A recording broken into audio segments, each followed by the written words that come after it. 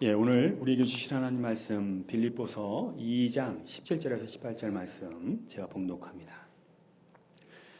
만일 너희의 믿음의 재물과 섬김 위에 내가 나를 전제로 드릴지라도 나는 기뻐하고 너희 무리와 함께 기뻐하리니 이와 같이 너희도 기뻐하고 나와 함께 기뻐하라. 아멘.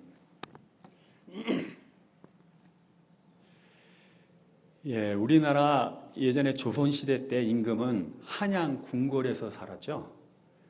그 당시에는 통신도 교통도 발달되어 있지 않았는데 어떻게 한양 궁궐에 사는 임금이 조선 전국을 다스릴 수 있었을까요? 여러 가지 방법이 있겠지만은 가장 중요한 방법은 자기가 신뢰하는 중요한 관리를 임명해서 전국에 파견해서 나라를 다스렸을 것입니다.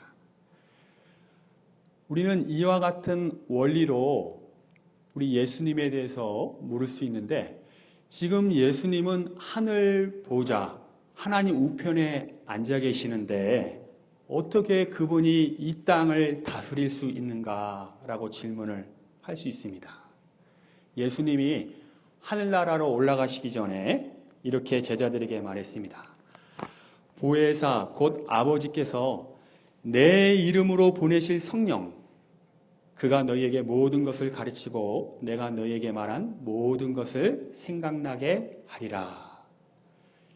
예수님이 우리 죄를 깨끗이 씻으신 다음에 하나님 우편에 올라가 앉으셨을 때 하나님께서는 예수의 이름으로 성령을 이 땅 가운데 보내셔 죄 씻음 받은 사람들 가운데 성령이 임하게 하셨다는 겁니다. 그래서 성령께서 우리 안에 역사하시면서 예수님의 이름으로 이 땅을 다스린다. 어떤 사람의 이름으로 온다 할 때 그 사람을 대신해서 왔다. 또는 그 사람의 이름으로 왔기 때문에 그냥 그 사람 자체다라고 그 당시는 여겨졌습니다. 그러므로 성령께서는 예수의 모든 권한을 가지고 이 땅에 오셨고 이 땅에 오셔서 예수님과 동등하게 거의 똑같이 사역을 하신다라고 보시면 되겠습니다. 그분이 바로 예수님의 이름으로 오신 성령. 성령께서는 영이시기 때문에 세계 어느 곳에나 동시에 역사하시죠. 그러니까 예수 그리스도의 통치를 성령을 통해서 하신다. 이런 얘기입니다. 그러면 이러면 두 번째 질문이 나옵니다. 여러분 아시다시피 성령 하나님은 육체가 없으시죠. 영이시기 때문에 만질 수도 없습니다. 그분이 어떻게 이 물질적인 세상 가운데 다스릴 수 있는가라는 질문을 할 수 있습니다. 고린도전서 12장 27절에 이렇게 말씀합니다. 너희는 그리스도의 몸이요 지체의 각 부분이라. 28절 하나님이 교회 중에 몇을 세우셨으니 첫째는 사도요, 둘째는 선지자요, 셋째는 교사요, 그 다음은 능력을 행하는 자요, 그 다음은 병 고치는 은사와 서로 돕는 것과 다스리는 것과 각종 방언을 말하는 것이라. 여기 보면 육체를 가진 몸이 나오는데 누구냐 하면 바로 교회 성도들이라는 겁니다. body, Jesus body. 예수의 만질 수 있는 몸이 바로 여러분들 성도라는 거죠.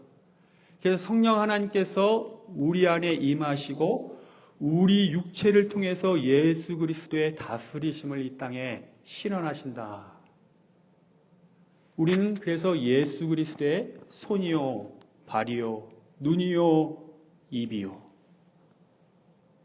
성령께서 우리를 사용하셔서 예수님의 통치가 이 땅 가운데 있습니다. 그래서 성령 하나님께서 우리 안에 선한 뜻을 가지고 예수의 날까지 그 일을 이루십니다. 성령 하나님이 우리 안에 예수 그리스도의 일을 하실 의지를 주시고 행하도록 능력을 주시면서 행하게 하시죠. 사도 바울이 그렇기 때문에 여러분은 두렵고 떨리는 마음으로 구원을 온전히 이루십시오 라고 말씀하고 있습니다. 여기서 두렵고 떨린다는 것은 내가 구원을 못 이룰까봐 지옥에 갈까봐 두렵고 떤다 이런 의미가 아니라 지극히 높으신 거룩하신 성령 하나님의 영이 여러분 안에서 일하고 계시기 때문에 그분을 두렵고 떨린 마음으로 모시고 순종하면서 구원을 이루라 이런 말씀이시죠. 세 번째 질문을 드리고 싶습니다. 성령 하나님께서 그러면 육체를 가진 우리 가운데 오셔서 하늘에 계신 예수 그리스도의 다스리심을 이 땅에 이루신다고 할 때 어떤 방식으로 하십니까? 나라마다 헌법이 있죠. 민주주의 공화국, 이슬람 공화국. 헌법에 따라 나라의 통치자들이 통치를 하는데 성령 하나님은 어떤 방식으로 통치하십니까? 라는 질문을 할 수 있는데 성령 하나님은 예수님의 이름으로 오셨기 때문에 예수님이 이 땅에서 하셨던 방식으로 그대로 하신다는 얘기예요. 이게 중요한 부분입니다. 그럼 예수님은 이 땅에 오셔서 어떤 통치를 보여주셨습니까? 그는 근본 하나님과 동등하시지만 동등할 걸 취할 것으로 여기지 아니하시고 종의 형체를 가져서 자기를 낮추셔서 십자가에 죽기까지 순종하심으로 구원을 이루셨어요. 그게 예수님의 방식입니다. 그렇다면 예수의 이름으로 오신 성령께서도 우리 안에 오셔서 우리로 하여금 낮아지게 하시고 십자가를 지게 하시고 그래서 우리의 죽음을 통해서 다른 사람을 구원하는 방식으로 성령께서 일하신다는 얘기입니다. 성령 하나님은 예수 그리스도와 똑같은 방식으로 일하신다는 거예요. 그것을 성경이 보여주는데 지난주일날 제가 요셉의 이야기를 했습니다. 요셉은 채색옷을 입는 아버지께 아주 사랑받는 자랑스러운 아들이었습니다. 그러나 하나님께서 요셉에게 형들이 요셉의 채색옷을 벗기게 하고 종으로 팔리는 것을 허용하셨어요. 그 자기의 자랑스러운 채색옷을 벗어버립니다. 종살이를 시키셨어요. 노예 생활을 했습니다. 감옥 생활을 하게 하셨어요. 그래서 요셉이 자랑하던 그런 자기 자아가 노예 생활하면서 감옥 생활하면서 다 죽게 되죠. 다 죽은 그 요셉을 하나님께서는 일으키셨죠. 예수의 부활처럼 일으키셔서 이집트의 국무총리로서 세상을 다스리는 예수 그리스도의 통치를 보여주시는데 생명을 구원하는 통치입니다. 흉년 가운데 생명을 구원하는 통치. 아브라함 후손이 하늘의 별과 같이 바다의 모래같이 많게 되리라는 그 언약을 보존하기 위해 야곱의 자식들이 가나안 땅에서 흉년 가운데 죽을 수 있었는데 요셉을 통해서 생명을 유지하면서 이집트에서 250만 명이 될 때까지 번성하게 하는 역할을 하는 게 바로 요셉이죠. 그래서 하나님께 쓰임받은 겁니다. 이런 것이 성령의 역사입니다. 선악과를 따먹고 하나님과 같이 높아지고자 하는 죄성이 우리 가운데 있어요. 늘 우리는 하나님과 같이 되려고 하는 교만한 마음이 있습니다. 이런 사람들을 어떻게 하나님이 쓰실까요? 십자가에서 죽게 만드세요. 노예 생활하게 하시고 감옥 생활하게 하시고 다 죽게 만든 다음에 하나님이 쓰시는 방법이라는 겁니다. 이 방식을 사도 바울이 알았기 때문에 로마서 12장 1절에 사도 바울은 이렇게 말합니다. 12장 전까지 복음에 대해서 쫙 설명한 다음에 그러므로 형제들아 내가 하나님의 모든 자비하심으로 여러분들에게 권합니다. 여러분의 몸을 하나님이 기뻐하시는 거룩한 산제물로 드리십시오. 이것이 여러분이 드릴 영적 예배입니다. 사도 바울은 알고 있었어요. 성령 하나님이 교회 가운데 어떻게 역사하시는가. 여러분들이 예수 그리스도와 같이 여러분의 몸을 십자가 위에 living sacrifice, 살아있는 제물로 올려 드리십시오. 그것이 여러분들의 예배입니다. 성령 하나님께서 그렇게 역사하십니다라고 말을 하고 있습니다. 오늘 읽은 빌립보서 2장 17절 말씀도 똑같은 원리를 얘기하고 있어요. 만일 너희의 믿음의 재물과 섬김 위에 내가 나를 전제로 드릴지라도. 빌립보 성도 여러분, 여러분들이 믿음으로 여러분 자신을 제물로 드립니다. 제물과 섬김이라고 할 때 섬긴다는 것은 제물을 드리는 행위를 말하고 있어요. 여러분이 지금 그렇게 십자가 위에서 여러분 자신을 하나님께 내어드리고 있습니다. 그럴 때 저도 그 제물 위에 부어지는 포도주가 전제거든요. 드링킹 오퍼링 해가지고 제물이 바쳐질 때 그 위에 포도주를 붓는 게 전제인데, 내가 거기에 전제로 드려질지라도 저는 기뻐하고 여러분과 함께 기뻐하겠습니다. 교회의 본질을 알기 때문에, 원리를 알기 때문에 그러한 고백을 한 겁니다. 로마서 12장 1절 말씀과 빌립보서 2장 17절 말씀은 똑같은 원리예요. 교회는 오늘날 성령 하나님을 통해서 십자가를 경험하고 부활을 경험한다. 그것이 교회의 본질이다. 여러분, 이렇게 전도하는 사람은 이상한 사람이에요. 예수 믿으면 복 받습니다. 예수 믿으면 여러분의 하는 일이 잘 됩니다. 이상한 복음이죠. 사도 바울은 예수 믿고 여러분의 몸을 거룩한 산제물로 드리십시오. 하나님과 같이 높아지려는 여러분 자아가 죽어야 됩니다. 그 십자가의 죽음을 통해서 성령 하나님이 여러분을 통해 일하실 겁니다. 그것이 여러분에게 복음입니다. 이 복음은 신약 시대에만 이루어진 것이 아니라 창세기부터 지금까지 줄기차게 동일한 원리로 사용됐습니다. 제가 아브라함과 이삭과 야곱과 요셉의 예를 들어보겠습니다. 아브라함은 부르심을 받을 때 75세였어요. 75세 된 사람에게 하나님께서 나타나셔서 아브라함아, 너는 너의 고향과 친척과 아버지 집을 떠나 내가 너에게 보여줄 땅으로 가라. 이렇게 얘기합니다. 여러분, 나이 이렇게 드시면 변화되기가 너무너무 힘들어요. 그런데 지금 아브라함에게 하나님께서는 다 버리고 새롭게 가라고 그래요. 아브라함에게 있어서는 이건 죽음과 같은 일입니다. 자기가 익숙하고 자기가 안전한 곳을 떠나서 정말 어딘지도 모를 보여줄 땅으로 가라고 그럴 때 나온다는 거는, 그때 아브라함이 벌써 죽음을 경험한 거예요. 자기 자아가 여기서 죽지 않으면 나올 수가 없는 겁니다. 또 아브라함에게 하나님 또 말씀하셨죠. 너의 사랑하는 독자 이삭을 바쳐라. 100세에 얻은 이삭은 아브라함과 생명이 연결되어 있어요. 이 아들이 죽으면 나도 죽는 거예요. 근데 하나님이 바치라고 해요. 그래서 이 이삭을 데리고 모리아 땅에 가서 제단 위에 올려놓고 칼을 들어서 죽이려고 그러는데 하나님 말으셨는데 사실은 죽인 거나 다름없어요. 그때 아브라함은 또 한 번 죽음을 경험합니다. 여러분, 이삭은 어떻습니까?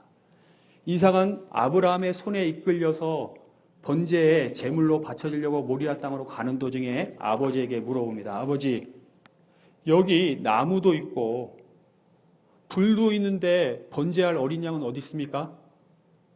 아버지가 아들을 보면서 얘기했어요. 아들아, 번제할 어린 양은 하나님이 자기를 위하여 친히 준비하실 것이다. 이삭이 눈치를 못 챘겠어요? 이거 뭔가 이상하다. 드디어 바칠 때 이삭을 묶어놓고 제단 위에 올려놓고 아버지가 죽이려고 할 때 이삭은 저항하지 않았습니다. 받아들였어요. 그것이 이삭이 경험한 십자가의 죽음. 야곱은 제가 여러 번 설명드렸죠. 야복 강가에서 환도뼈가 부러졌을 때 죽음 경험했어요. 그렇게 사랑하던 아들 요셉이 애굽에 팔려갔는데 자기 아들들이 야곱에게 와서 요셉은 짐승이 와서 찢어 죽었습니다. 피 묻은 채색 옷을 보면서 야곱은 다시 한번 죽음을 경험합니다. 야곱 대신 베냐민을 고이고이 키우는데 이번에는 아들들이 와서 국무총리가 막내 아들 데려오지 않으면 양식을 주지 않는다고 합니다. 아버지 주십시오.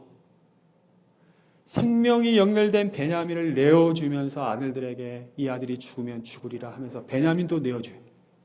야곱은 수차례 죽음을 경험한 사람입니다. 요셉도 마찬가지죠. 국무총리가 돼서 되기 전에 얼마나 많은 죽음을 경험했습니까? 사랑하는 성도 여러분, 교회의 본질은 이런 십자가 사건의 반복에 있습니다. 성령 하나님은 여러분 안에 계시면서 날마다 십자가에 죽고 새롭게 되는 십자가 사건을 일으키면서 여러분을 변화시키고 그 십자가 사건을 통해 하나님의 잃어버린 사람들을 구원케 하시는 게 성령 하나님의 역사입니다. 그래서 어떤 신학자는 교회는 고난의 공동체라고 얘기해요. 이게 교회의 본질이에요. 고난입니다. 두 가지 의미에서 그렇게 얘기합니다. 첫째, 예수께서 십자가에 피 흘려 죽으심으로 탄생한 게 교회예요. 그래서 교회를 향해서 예수의 피로 값주고 산 교회다. 이렇게 얘기합니다. 교회는 태생 자체가 예수님의 십자가의 죽음과 고난으로 나온 교회예요. 그래서 고난의 공동체입니다. 두 번째 고난의 공동체라고 얘기하는 건 예수의 영신 성령께서 교회 안에 역사하시면서 계속 십자가의 죽음을 반복하시기 때문에 고난을 일으키시기 때문에 교회는 고난의 공동체다. 이렇게 말을 합니다. 제가 한국에 있을 때 기독교 신문을 봤는데 거기 담임 목사를 뽑는 광고를 봤습니다. 뭐라고 쓰여있냐 하면 지방의 좀 큰 교회인데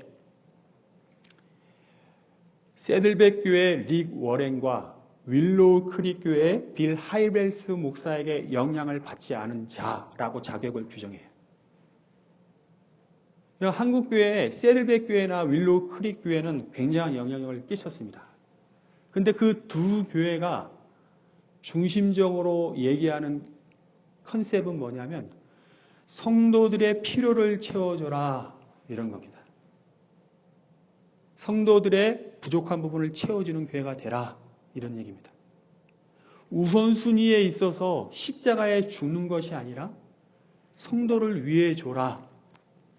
이 목사님은 교회의 본질을 십자가로 봤기 때문에 그거는 좋은 교회의 모습이 아니다 라고 말을 하고 있는 것입니다. 사랑하는 여러분, 우리가 우울증이 왜 옵니까? 내가 답답하니까 우울증이 와요. 내가 힘드니까 우울증이 와요. 다툼은 내 뜻이 안 이루어져서 다툼이 일어나고 허영은 내가 자랑하고 싶은데 자랑이 안 되니까 허영이 와요. 교회에 우울증과 허영과 다툼과 온갖 것들은 다 내가 하나님이 되고자 하는 그 죄에서 비롯되고 그것이 바로 지옥이라는 거죠. 성령 하나님은 자신이 사랑하는 자녀들에게 십자가를 겸케 하면서 새로운 피조물, 성령 충만한 사람으로 요셉이 경험했듯이 이집트의 국무총리와 같은 사람으로 변화시키는 게 성령 하나님의 역사인 줄 우리가 믿습니다. 오늘 사도 바울은 빌립보 교회가 고난 중에 있었거든요. 그 교회를 향해서 편지에 쓸 때 뭐라고 쓰냐 하면 여러분들이 고난받으니까 너무 힘들죠. 여러분을 위로하고 싶습니다. 이렇게 쓴 게 아니라 여러분이 고난 중에 믿음의 제물로 여러분을 드리는 그 모습 위에 저도 그 제물 위에 붓는 포도주와 같이 제 자신도 거기서 쏟아 부어지면 제가 기쁘겠습니다. 여러분과 함께 기쁘겠습니다. 이런 전제는 포도주를 갖다 대부분 붓거든요. 포도주는 빨간색이고 피를 의미하고 생명을 얘기하고 희생을 의미합니다. 지금 사도 바울이 염두에 두는 것은 감옥에서 내가 사형 언도를 받을 수 있다라고 생각하는 거예요.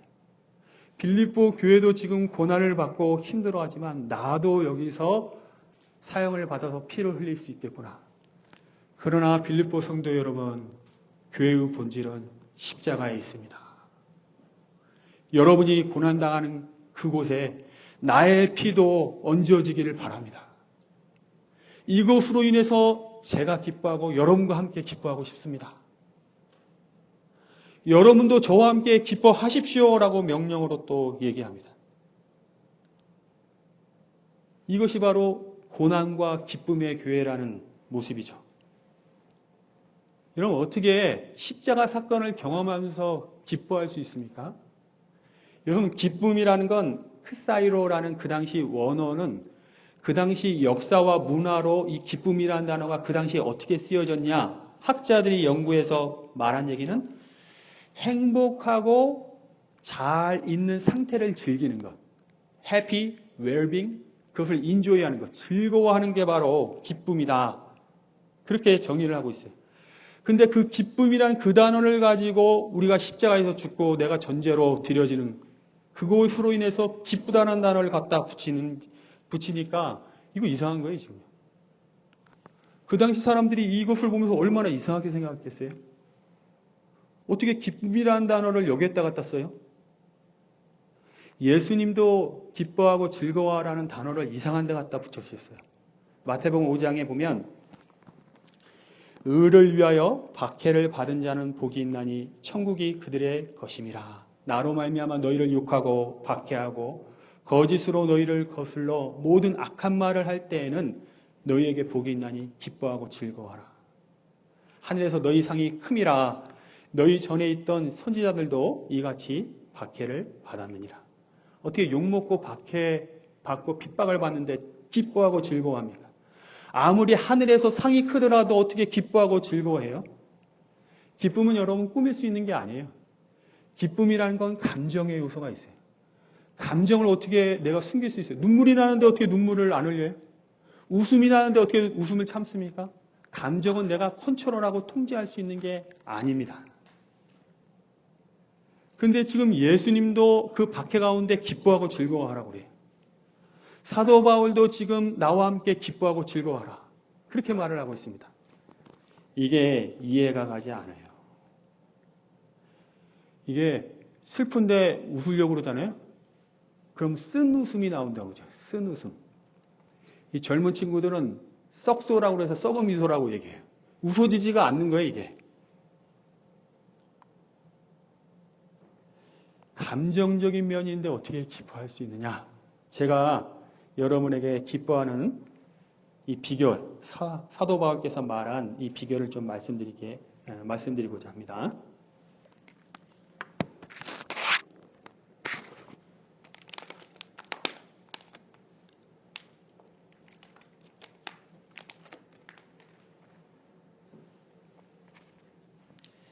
제가 고등학교 때 김재룡이라는 체육 선생님이 있었어요.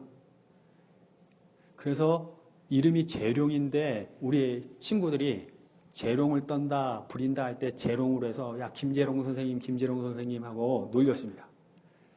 근데 이 체육 선생님이 체육 과목인데도 철학과 문학을 굉장히 좋아하셨어요. 비 오는 날이면 교실에서 체육 수업을 할 때 꼭 우리에게 철학적인 질문을 던지면서 서로 이야기를 했습니다.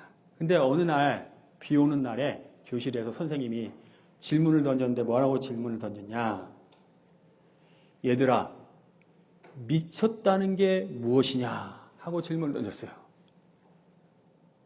꽤 오랜 시간 아무도 대답을 하지 못했습니다. 그때 한 학생이 손을 이렇게 들으니까 선생님이 대답해봐라. 그 학생이 하는 얘기가 미쳤다는 것은 새로운 가치체계로 들어가는 것입니다 라고 말했어요. 그때 선생님이 가만히 있다가 웃으면서 참 좋은 대답이다 라고 말합니다. 물론 이건 과학적인 얘기가 아니라 철학적인 얘기죠.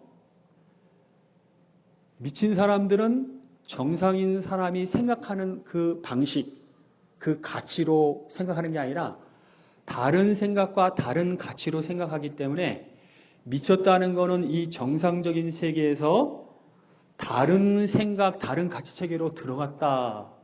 그 말이죠. 이 학생이 얘기한 거는요. 그래서 이 미친 사람들은 정상적인 사람이 웃지 않고 있는데 이 미친 사람은 웃어요. 우리 생각과 우리 가치 체계로 볼 때는 이거는 웃을 일이 아닌데 허허허 하고 웃고 있어요. 너 왜 웃냐 하면 웃는 이유가 있겠죠. 이 사람의 방식이 있겠잖아요. 여러분 사도 바울은 미친 사람입니다. 세상 사람들은 십자가를 지면서 웃지 않아요. 기쁘다고 하지 않습니다. 근데 사도 바울은 내가 기뻐한다. 여러분과 함께 기뻐한다. 여러분도 기뻐하십시오. 라고 이야기를 합니다. 이게 미친 게 아니면 뭡니까? 예수님도 미치신 것 같아요. 박해를 받을 때 기뻐하고 즐거워하라니요. 그게 나옵니까? 천재 영화배우 최민식 씨도 이런 연기는 하기 힘들어요. 박해받고 힘들어할 때 즐거워하고 기뻐하라.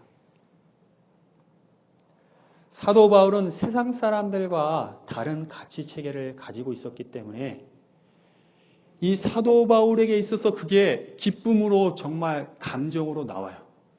기쁨이 나와요. 이 기쁨은 진실입니다. 연기가 아니에요.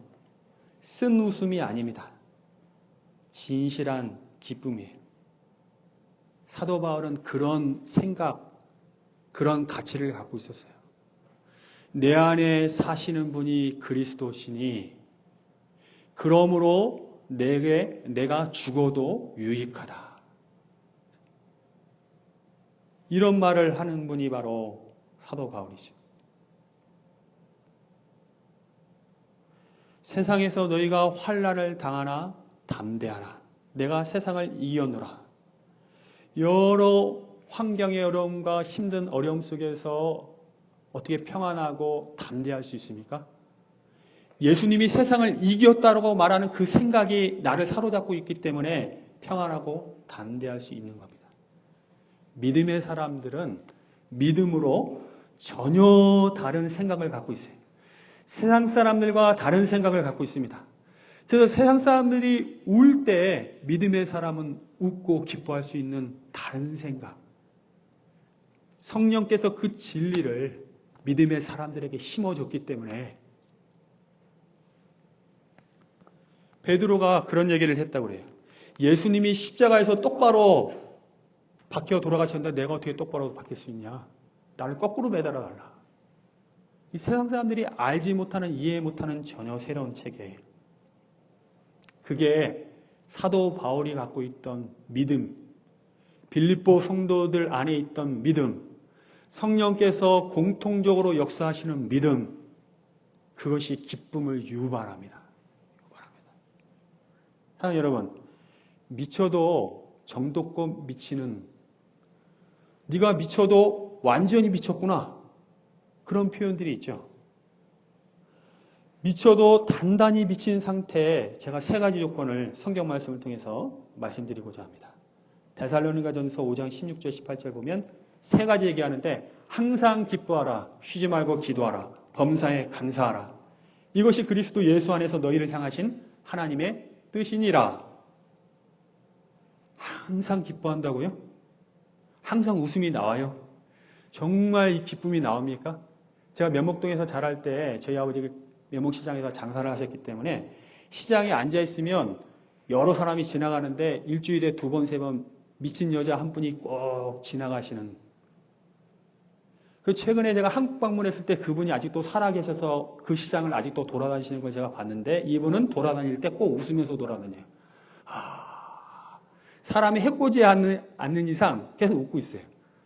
저 항상 기뻐하시네. 미치지 않고는 항상 기뻐할 수 없어요. 이 환난한 당한 세상 속에서. 내 자아는 기쁨의 조건이 있고 슬픔의 조건이 있어요. 그러나 십자가에서 죽은 나, 그리스도 안에서 새로워진 나는 모든 것을 기쁨으로 바라볼 수 있는 그런 믿음을 가진 사람입니다. 쉬지 말고 기도해라.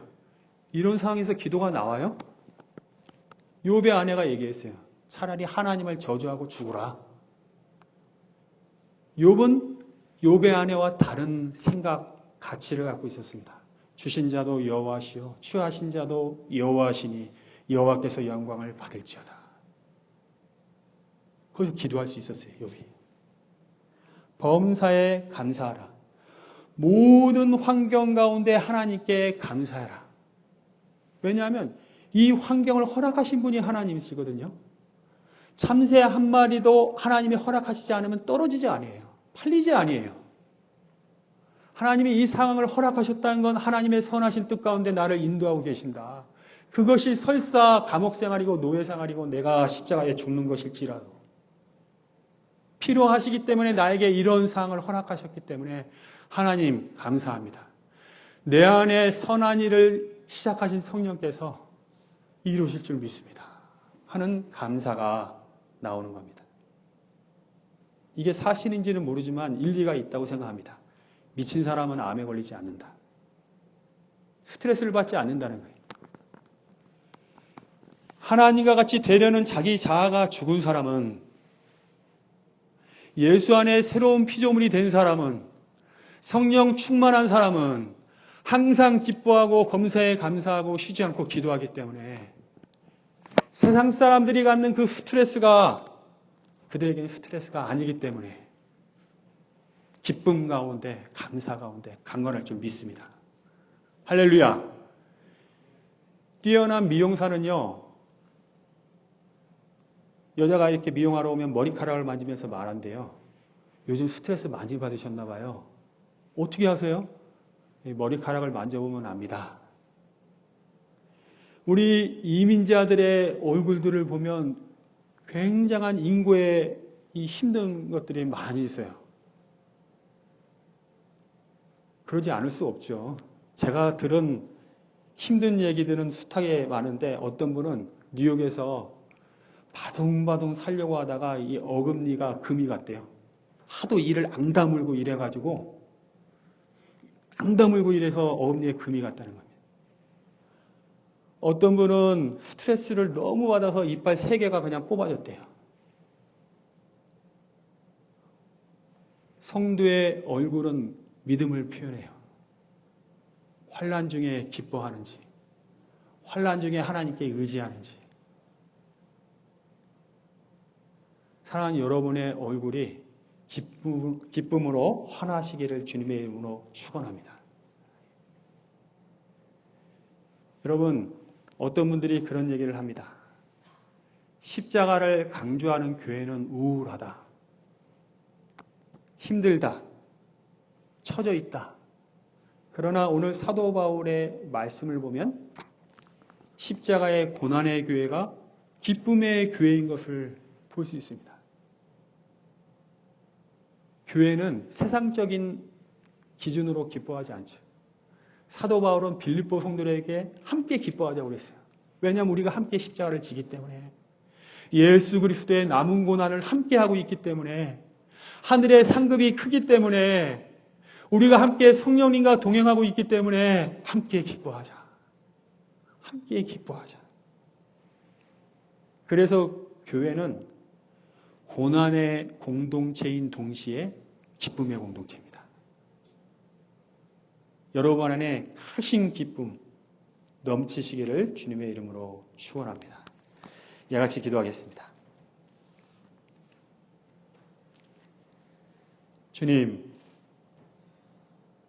우리에게 고난을 주시면서 우리를 새롭게 하시는 그 은혜에 감사합니다. 고난을 주시면서 동시에 기뻐할 수 있는 믿음을 주시기 때문에 또한 감사합니다. 우리가 기쁘게 즐거이 십자가를 지고 이 땅에서 예수 그리스도의 구원의 사역에 동참케 하여 주시옵소서. 성령 하나님, 우리 사랑하는 난리 베델 장로교회 성도들 마음속에 역사하여 주시사 고난과 기쁨을 동시에 소유한 하나님의 백성으로 살아가게 하여 주시옵소서. 이 모든 말 예수님의 이름으로 기도드리옵나이다. 아멘. 예, 우리 같이 찬양하겠습니다. 나 주님의 기쁨 되기 원하네.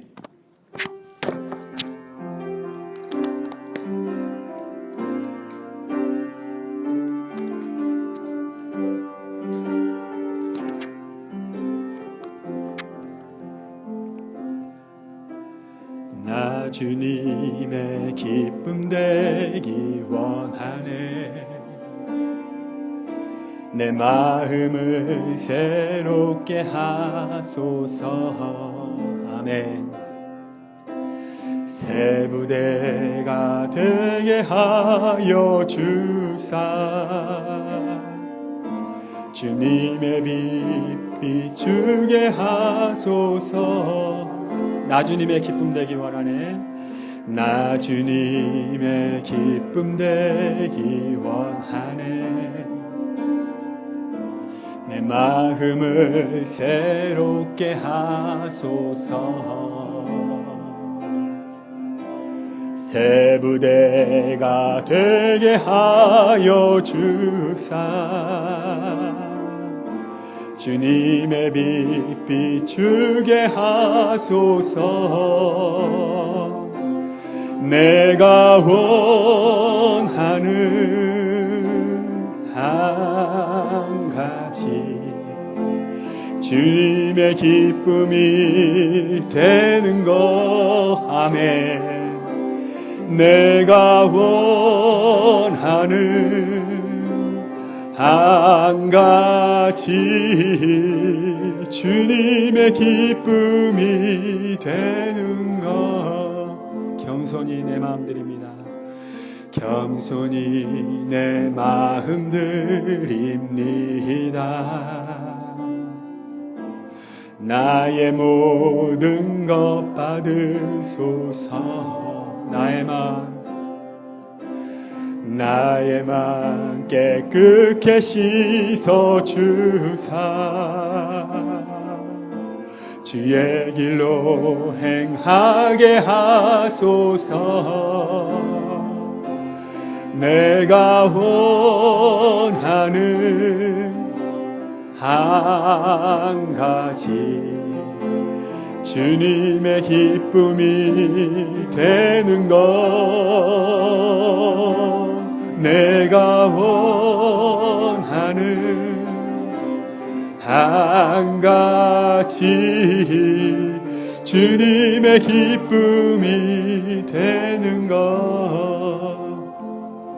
우리 이 시간 같이 한번 기도하기를 원하는데, 로마서 12장 1절 말씀처럼 그러므로 사랑하는 자들아 내가 하나님의 선하심으로 권면하노니 너희 몸을 하나님이 기뻐하시는 거룩한 산 제물로 드리라.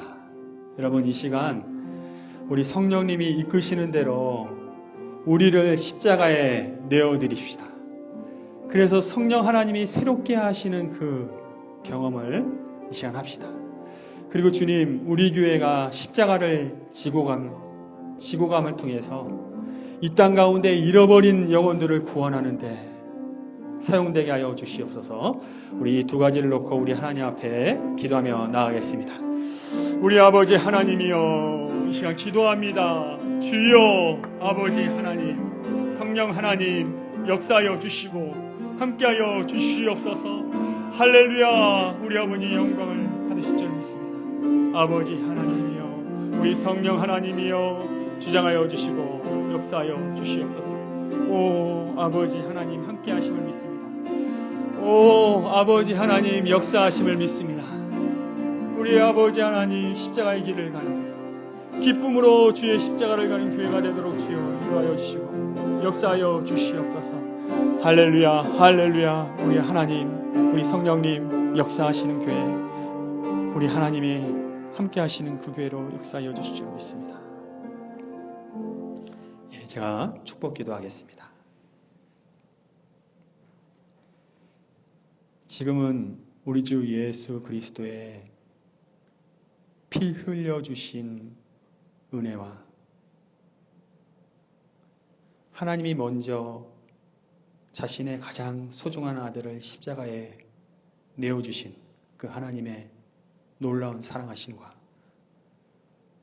예수의 영으로, 예수 그리스도의 이름으로 이 땅에 오셔서 십자가 사건을 일으키시면서 성도들을 이끌어 가시는 성령 하나님의 열심이 오늘 자기 몸을 거룩한 산제물로 드리면서 우리 하나님 진리 안에서 기뻐하는, 성령 안에서 기뻐하는 사랑하는 우리 베델 장로교회 모든 성도들의 가정과 비즈니스와 학업위에, 또 지금 요르단 지역에서 예수 그리스도의 이름으로 복음을 전하는 이상만 선교사님, 이민혜 선교사님, 또 그 가족 위에 지금부터 영원히 함께 있을지어다.